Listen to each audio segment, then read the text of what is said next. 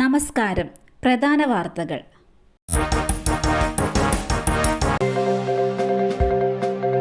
ചൂട് കനത്തതിന് പിന്നാലെ കോഴിക്കോട് ആശുപത്രികളിൽ തിരക്ക്. പനിക്കേസുകൾ കൂടുന്നു. വേനൽ കനക്കുന്നതോടെ കോഴിക്കോട് പനിക്കേസുകൾ വ്യാപകമാകുന്നു. പനി മാത്രമല്ല ആളുകളെ ആശങ്കയിലാഴ്ത്തുന്നത്. ഡെങ്കിപ്പനി, മഞ്ഞപ്പിത്തം എന്നീ രോഗങ്ങളുടെ പടർച്ചയും ആദ്യം ഉണ്ടാക്കുന്നതാണ്. ജില്ലയിൽ 2 ആഴ്ചയ്ക്കുള്ളിൽ 8500ഓളം പേരാണ് സർക്കാർ ആശുപത്രികളിൽ മാത്രം പനിക്ക് ചികിത്സ തേടിയത്. ഇതിൽ നിന്ന് പനി എത്രമാത്രം വ്യാപകമായിട്ടുണ്ട് എന്നത് മനസ്സിലാക്കാവുന്നതാണ്. പനി ബാധിച്ച് ശരാശരി 250ലധികം ആളുകൾ ഒരു ദിവസം സർക്കാർ ആശുപത്രികളിൽ എത്തുന്നുണ്ട്.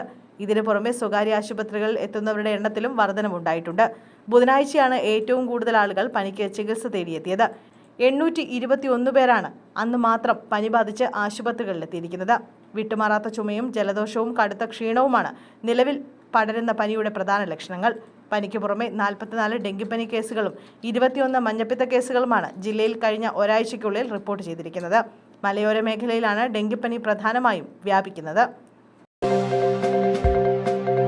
ഓടുന്ന ട്രെയിനിൽ ഓടിക്കയറാൻ ശ്രമിച്ച 57കാരിക്ക് ദാരുണാന്ത്യം.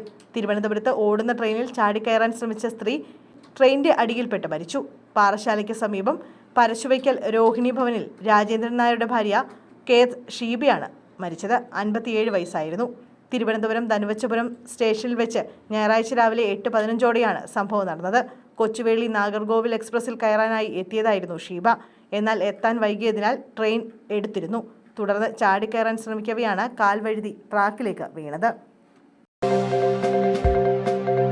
വൈദ്യുതി ലൈനിൽ നിന്നും ഷോക്കേറ്റ് കാട്ടാന ചരിഞ്ഞ നിലയിൽ. വയനാട്ടിൽ കാട്ടാനയെ ചരിഞ്ഞ നിലയിൽ കണ്ടെത്തി. വയനാട് പനമരം നീർവാഴം അമ്മാനിയിലാണ് കാട്ടാനയെ ചരിഞ്ഞ നിലയിൽ കണ്ടെത്തിയത്. വൈദ്യുതാഘാതമേറ്റ് ചരിഞ്ഞത് എന്നാണ് പ്രാഥമിക നിഗമനം. ആന തെങ്ങ് മറിച്ചിട്ടപ്പോൾ വൈദ്യുതി ലൈനിൽ തട്ടി ഷോക്കേറ്റ് ചരിഞ്ഞുവെന്നാണ് വിവരം. കാപ്പിത്തോട്ടത്തിനുള്ളിലാണ് കാട്ടാനയെ ചരിഞ്ഞ നിലയിൽ കണ്ടെത്തിയത്. കൊമ്പനാനയാണ് മരിച്ച നിലയിൽ കണ്ടെത്തിയത്. രാവിലെ കറണ്ട് പോയപ്പോൾ വീട്ടുകാർ സ്ഥലത്തെത്തി പരിശോധിക്കുകയായിരുന്നു. അപ്പോഴാണ് വൈദ്യുതി ലൈൻ താഴ്ന്ന നിലയിൽ കണ്ടെത്തിയത്. ഇറങ്ങി നോക്കിയപ്പോൾ കാപ്പിത്തോട്ടത്തിൽ ആനയെ ചരിഞ്ഞ നിലയിൽ കണ്ടെത്തി. സ്ഥലത്ത് വനംവകുപ്പ് ഉദ്യോഗസ്ഥരെത്തി ആനയെ ഇവിടെ നിന്ന് മാറ്റും. ക്രെയിൻ, ലോറി എന്നിവ കൊണ്ടുവന്ന ശേഷമായിരിക്കും ആനയെ സ്ഥലത്ത് നിന്ന് മാറ്റുക.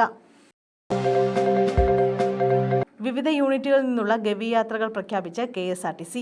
സഞ്ചാരികളുടെ പ്രിയപ്പെട്ട സ്ഥലമായ ഗവിയിലേക്കുള്ള ഉല്ലാസയാത്രകൾ പുനരാരംഭിച്ചെന്ന് KSRTC.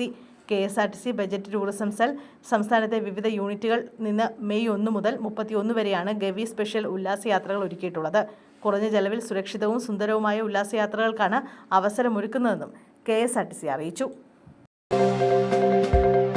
ICU പീഡനക്കേസിൽ സമരം പുനരാരംഭിക്കാനൊരുങ്ങി അതിജീവത.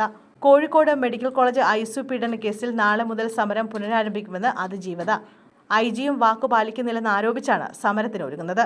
അതിജീവത കോഴിക്കോട് സിറ്റി പോലീസ് കമ്മീഷണറെ ഓഫീസിന് മുന്നിൽ സമരം ആരംഭിച്ചിരുന്നെങ്കിലും IG-യുടെ ഇടപെടലിൽ സമരം അവസാനിപ്പിക്കുകയായിരുന്നു.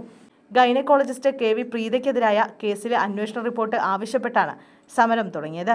പിന്നീട് IG ഇടപെട്ട് റിപ്പോർട്ട് 3 ദിവസത്തിനകം നൽകുമെന്ന് ഉറപ്പ് നൽകിയിരുന്നു. എന്നാൽ ഇത് നടക്കാത്തതോടെയാണ് അവസാനിപ്പിച്ച സമരം അതിജീവത വീണ്ടും ആരംഭിക്കാനൊരുങ്ങുന്നത്.